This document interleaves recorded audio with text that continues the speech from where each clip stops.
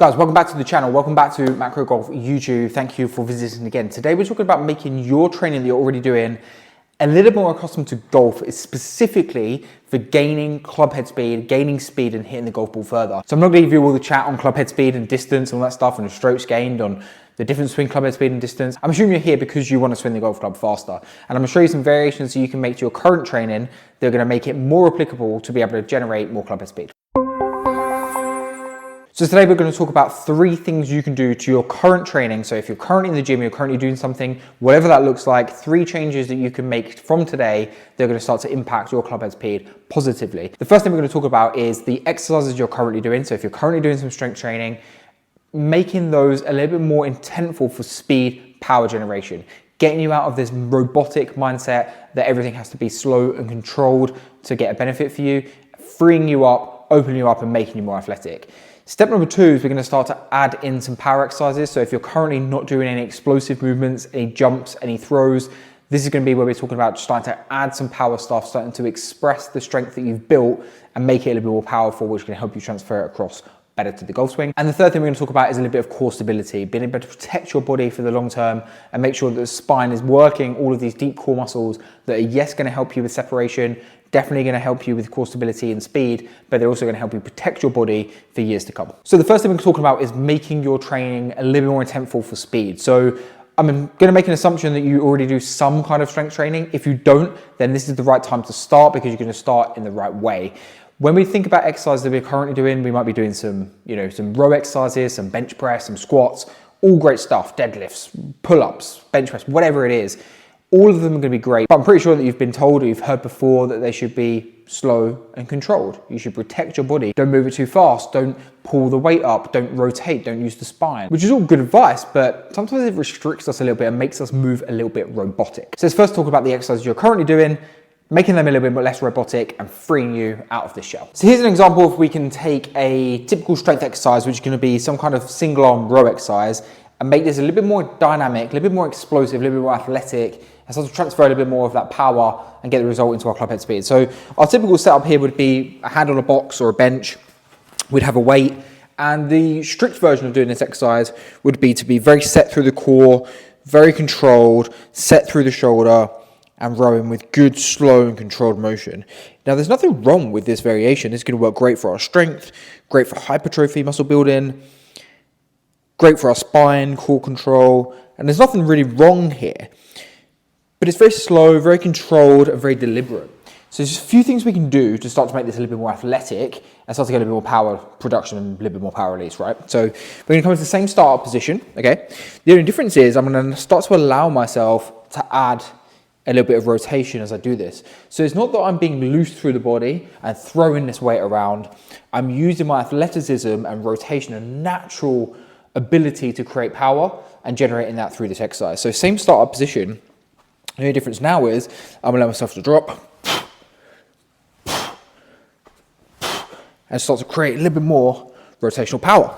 Now I'm still going to get some good strength work done. I might find that I can go up in weight a little bit because I'm moving it a little bit faster, but I'm going to really start to generate some speed and some power through these movements. Now, as I said before, it's not going to be that every movement is going to be done like this, and maybe not even every set is going to be done like this, but we can start to use exercises like this one to explode a little bit more and generate a little bit more power. So now we've freed up the exercises you're currently doing for your strength and you're starting to see how we can start to move a little bit more athletically.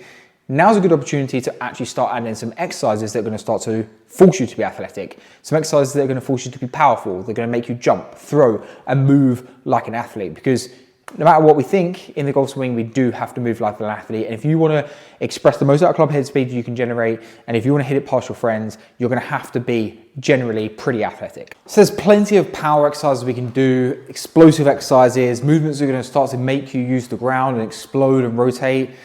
But one of my favorite ones to program is still a simple 90-degree box jump.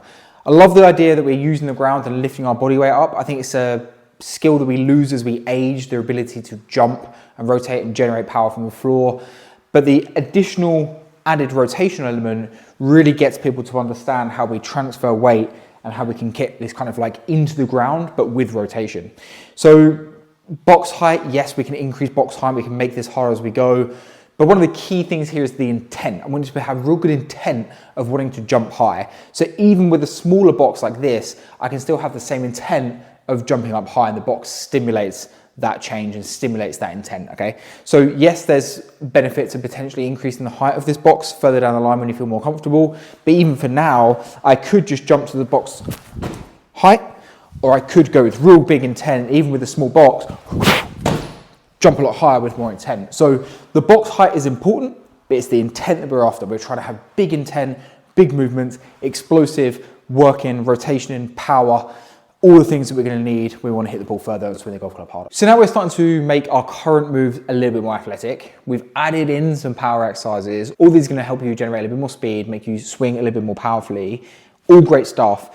But now we've got to work on the core muscles. We've got to work on these muscles that are actually going to protect your body, but also be the main generating force of power and separation in the golf swing. So yes, there's tons of core exercises you can do, but what we're going to talk about specifically today is being able to stabilize. So talking about anti-rotation, stabilization, and being able to try and access some of these deeper core muscles. So when we're trying to add some core stability and looking at exercises that add core stability, loads of exercises we can do in terms of rotation, in terms of adding tilt. And I've done a separate video on loads of core exercises you can do, and I'll keep making these videos. I think they are useful.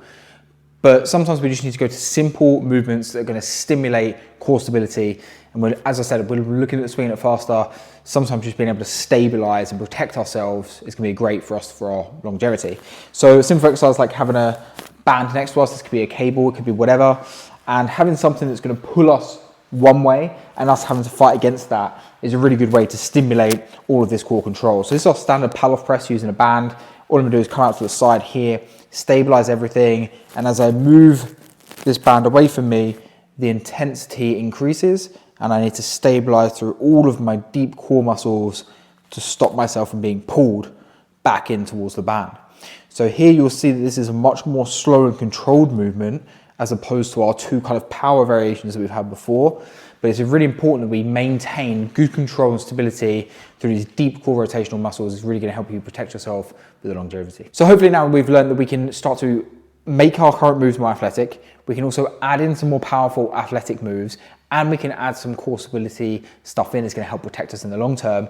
Now it's a case of us going and programming that. Now, I wouldn't say that every move you do should be powerful and athletic. I think there is definitely a place for slow and controlled strength-based movements. I think we should also do a lot more dynamic stuff than we've just mentioned here today. But I definitely think if you can start to make your current moves a little bit more athletic, or some sets or some exercises a little bit more athletic, if you can add in some jumps, some throws, some ballistic, powerful work, and if you can get tidied up with your core stability, you definitely will notice a difference in your ability to generate club head speed.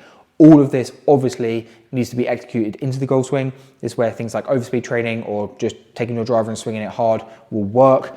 I've got separate videos on all of those things, and I'll tag all of those below. But hopefully now we've made some changes to your current training regime and making you starting to be a little bit more athletic and less robotic. Guys, thanks for watching this video. If you enjoyed this video, it means a lot for me if you share it with a friend. It really helps out the channel. And also if you could subscribe, that means a lot to me as well. It means I can keep making more of these videos and helping you out in your game. But until then, guys, I'll see you in the next video.